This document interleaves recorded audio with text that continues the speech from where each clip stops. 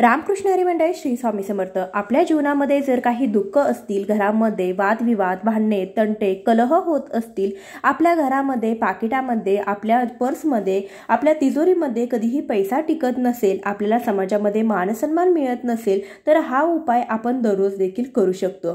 अगदी साधा व सोपा उपाय आहे, परंतु त्याचा प्रभाव खूप जास्त जबरदस्त आहे। जर हा उपाय आपल्याला दररोज करणे शक्य नसेल, तर हा उपाय तुम्ही सोमवारी, शुक्रवारी किंवा बुधवारी या आठवड्यातील तीनही दिवशी तरी तुम्ही हा उपाय जरूर करावा। हा उपाय केल्याने आपला शुक्र मजबूत होतो आणि आपला जो शुक्र ग्रह जो आहे, तर तो शुक्र ग्रह हा ऐश्वर्य व सुखाचा कारक मानला जातो। जर शुक्र मजबूत असेल तर आपल्याला सर्व प्रकारची धनसंपत्ती मिळत असते आणि तसेच हा उपाय केल्याने आपला चंद्र देखील मजबूत होत असतो। चंद्र हा आपल्या मनाचा कारक असतो, म्हणून जर चंद्र मजबूत असेल तर आपल्याला मानसन्मान देखील मिळतो, सगळीकडे आपली वाहवा होते आणि आपल्या मताचा आदर देखील समाजामध्ये होतो आणि समाजामध्ये आपली प्रतिष्ठा देखील वाढते। तर जे पीठ आहे, तर ते पीठ म्हणजे सूर्याचे कारक आहे, म्हणून पीठामध्ये एक वस्तू आपल्याला टाकायची आहे, तर त्यामुळे आपला सूर्यग्रह देखील मजबूत होईल, आपले तेज देखील सूर्याप्रमाणे उजळून निघेल। असा हा अगदी साधा सोपा हा उपाय आपण सहज दररोज करू शकतो। प्रत्येकाच्या घरामध्ये दररोज कणिक मळली जाते। कणिक मळताना फक्त त्या पीठामध्ये आपल्याला एक वस्तू टाकायची आहे। प्रत्येक घराचे किचन हे त्या घराचा आत्मा असतो आणि येथूनच घरातील सर्वांना अन्न व पोषण मिळत असते आणि त्याद्वारे घरातील सर्वांना ऊर्जा प्राप्त होत असते। त्यासाठी आपलं जे किचन आहे ते सुशोभित आणि सुंदर, नीटनेटकं आणि स्वच्छ असावं। आपल्या घरातील किचन म्हणजे स्वयंपाकघरामध्ये माता अन्नपूर्णाचा वास असतो आणि ज्या गृहिणीच्या डोक्यावरती माता अन्नपूर्णाचा आशीर्वाद असेल, अशा घरामध्ये कधीही धन आणि धान्याची कमतरता भासत नाही। त्यासाठी प्रत्येक महिलेने आपलं जे किचन आहे, स्वयंपाकघर आहे, तर ते स्वच्छ ठेवण्याचा प्रयत्न करावा। आपले शरीर जे आहे तर ते अन्नमय असते। आपण जसे अन्न ग्रहण करतो त्याचप्रमाणे आपले शरीर जे आहे तर ते बनत असते। जसे शरीर असते तसेही आपलं मन देखील तयार होतं। असं म्हणतात की जैसे खाओगे अन्न वैसाही होगा मन, म्हणजे आपण जसे अन्न खातो त्याचप्रमाणे त्याचा प्रभाव आपल्या मनावरती होत असतो। म्हणून स्त्रियाने स्वयंपाक करत असताना नेहमी हसत मुखाने, आनंदाने देवाचे नामस्मरण करीत करीत स्वयंपाक बनवावा। काही स्त्रिया बघा असतात तर स्वयंपाक करताना नेहमी हसत मुखाने, आनंदाने देवाचे नामस्मरण करीत करीत स्वयंपाक बनवतात, तर काही स्त्रिया स्वयंपाक करताना वादविवाद करतात, भांडण तंटे करतात, चिडचिड करतात, आदळ आपट करतात। मग स्वयंपाकघरामध्ये त्याच लहरी उतरतात आणि ते जे अन्न आहे तर ते खाणाऱ्यांच्या मनात देखील त्याचे तरंग निर्माण होतात।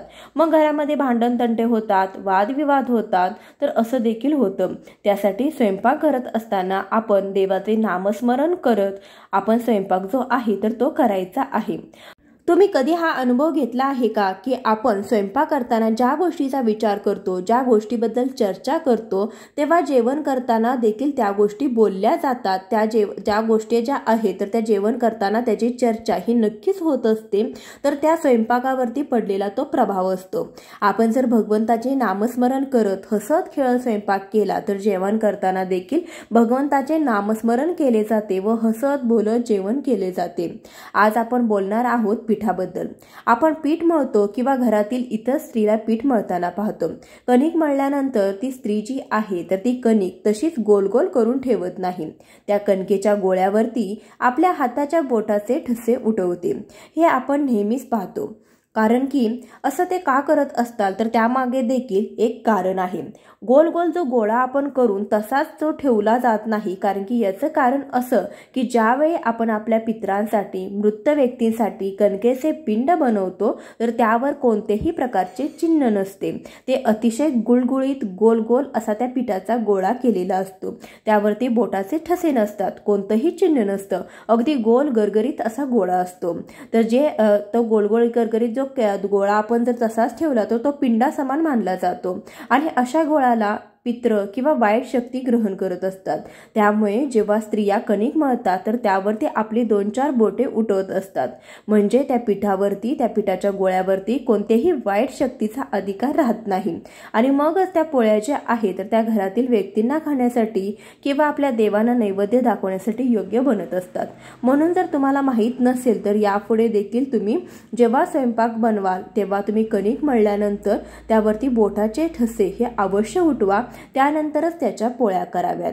कारण की आपण अशा प्रकारे केलं तर ते जेवण जे आहे तर ते आपल्याला खाण्यायोग्य बनत असतं। आता आपण पाहूयात की कणिक मळताना त्यामध्ये कोणती वस्तू टाकावी। ज्यावेळी आपण कणिक मळतो त्यावेळेस त्यामध्ये थोडीशी चिमूटभर साखर आपल्याला टाकायची आहे। अगदी जास्त साखर टाकायची नाहीत, आपल्याला काही पोळ्या गोड करायच्या नाहीत, फक्त उपाय म्हणून आपल्याला त्यामध्ये चिमूटभर साखर टाकायची आहे। आपण हा उपाय दररोज करू शकतो, परंतु दररोज हा उपाय करणं शक्य नसेल तर सोमवारी, बुधवारी, शुक्रवारी तरी हा उपाय नक्की करावा। त्यामुळे आपला चंद्र व शुक्र मजबूत होऊन सर्व त्याचे फळ जे आहे तर ते आपल्याला मिळत असतं। साखरेबरोबर आपल्याला त्यामध्ये थोडंसं शुद्ध गाईचं तूप टाकायचं आहे। तुम्ही गाईचं तूप टाका किंवा म्हशीचं तूप टाका, थोडंसं तूप आपल्याला देखील त्यामध्ये टाकायचं आहे आणि यामुळे आपला चंद्र आणि शुक्र मजबूत होतो। तर आपण हा जो स्वयंपाक करतो तर तो स्वयंपाक झाल्यानंतर सर्वात आधी आपण जी पोळी बनवतो तर ती पोळी आपल्याला गायला खायला घालायची आहे। आपल्या सर्व देवी देवतांना नैवेद्य दिल्याप्रमाणे होतं आणि सर्व देवी देवतांची कृपा देखील आपल्यावरती होते।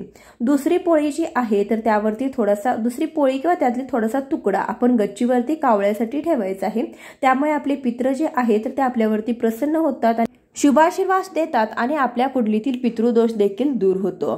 प्रत्येक घरामध्ये सर्वात शेवटची जी चपाती असते तर ती कुत्र्यांना खायला दिली जाते। कुत्र्याला पोळी खायला दिल्यास आपली अदृश्य भीती नष्ट होते व शत्रू देखील दूर होतात, म्हणून कुत्र्याला पोळी खायला जरूर द्यावी, परंतु शेवटची पोळी कुत्र्याला चुकून देखील देऊ नये। त्यापूर्वीची कोणतीही पोळी तुम्ही कुत्र्याला खायला घालू देऊ शकता, परंतु सर्वात शेवटची जी पोळी असते तर ती इतर पोळ्यांपेक्षा थोडीशी मोठी बनवावी आणि ती जी पोळी आहे तर ती घरातील जी गृहिणी आहे, घरची लक्ष्मी जी आहे तर तिने खावी। यामुळे आपल्या घरातील वातावरण जे आहे तर ते नेहमी हसतमुख राहते, घरातील वातावरणामध्ये शांतता राहते, घर नेहमी अन्नधान्य आणि धनसंपत्तीने भरलेले राहते। हा साधा सोपा उपाय करून आपण आपल्या घरामध्ये सुख समृद्धी आणू शकतो आणि घरामध्ये अन्नधान्य व धनसंपत्तीची आपण प्राप्ती करू शकतो।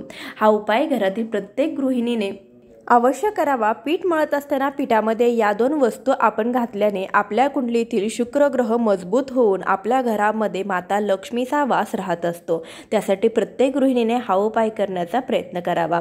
आजच्या व्हिडिओमध्ये बरीचशी माहिती देण्याचा प्रयत्न केलेला आहे। व्हिडिओ आवडला असेल तर जास्तीत जास्त लोकांपर्यंत शेअर करा। चॅनलवर नवीन असाल तर सबस्क्राईब करा। भेटूया अशाच एखाद्या व्हिडिओसोबत, तोपर्यंत खूप खूप धन्यवाद। जय माता लक्ष्मी।